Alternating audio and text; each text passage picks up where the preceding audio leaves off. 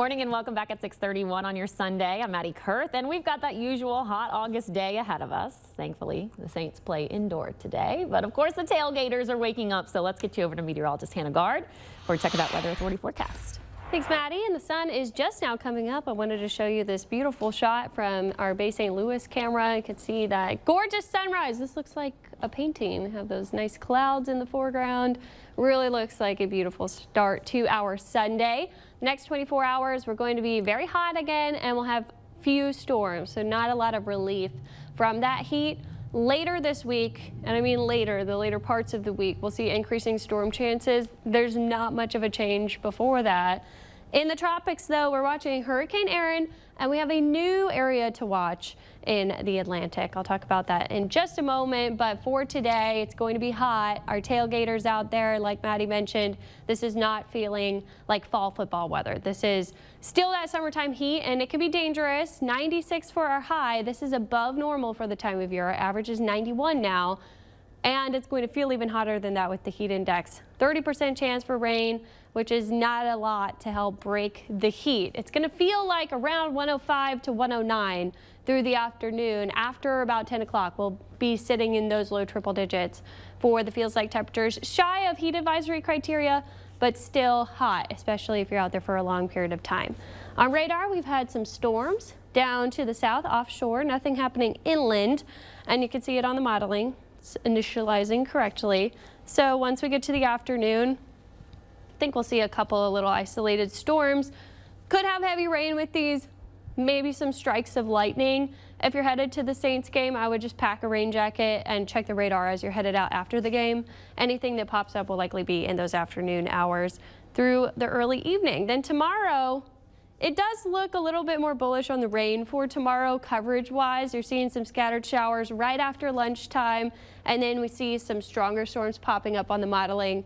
Every day they've kind of been changing the tune here. I think each day we'll have a similar chance to see some of these booming thunderstorms in the afternoon, but they'll be fairly isolated compared to what we would normally see during the summertime pattern. You'll see the same thing on Tuesday. Here come those afternoon showers and a storm or two.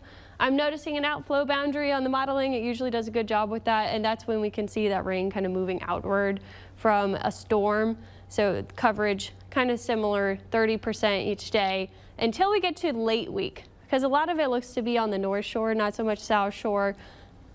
Then once we get to Thursday, Friday, I think we're seeing a more typical summertime flow. It'll start to switch more from the south. Right now you can see it's kind of coming from the northeast with those storms. The heat will then taper off. We'll go from 96 to 94 Tuesday, Wednesday, Thursday.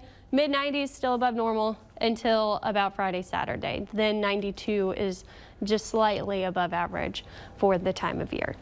In the tropics, we have Hurricane Erin. This is a Category 3 hurricane now. It started to make a westerly, northwesterly track after wobbling over here to the east, but it's been wobbling around. I think that this is going through eye wall replacement, which is when you start to get a bigger eye wall forming around what was the center eye wall. We've kind of lost the definition of the eye this morning, and that can weaken the storm. We're down to 125 mile per hour sustained winds, minimum pressure of 940 millibars.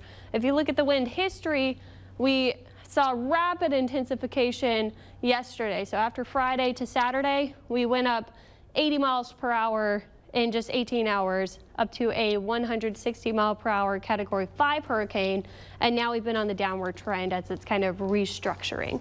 So looking at the track, this is expected to re-strengthen because after the eye wall gets replaced, you can see that storm intensifying again, so we'll watch for that into the early parts of the work week.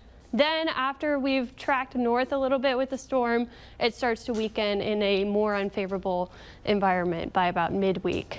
Recurving around Bermuda, so that's the good news. We do have some tropical storm watches and warnings for Turks and Caicos and the Southeast Bahamas. If you have plans over there, something to watch. But I do want to show you, we have another wave following behind this that's about to head into the Caribbean by the end of this week. That's what we want to watch for. National Hurricane Center mentioning it now. It looks like if we see development with that, it would be a little bit farther south of where Erin developed, which we know when we're starting to watch things heading to the Caribbean, Maddie, that is when we want to keep a close eye on it for potential Gulf impacts. Now, right now, it's too far out to say. You've probably seen some model runs posted on Facebook.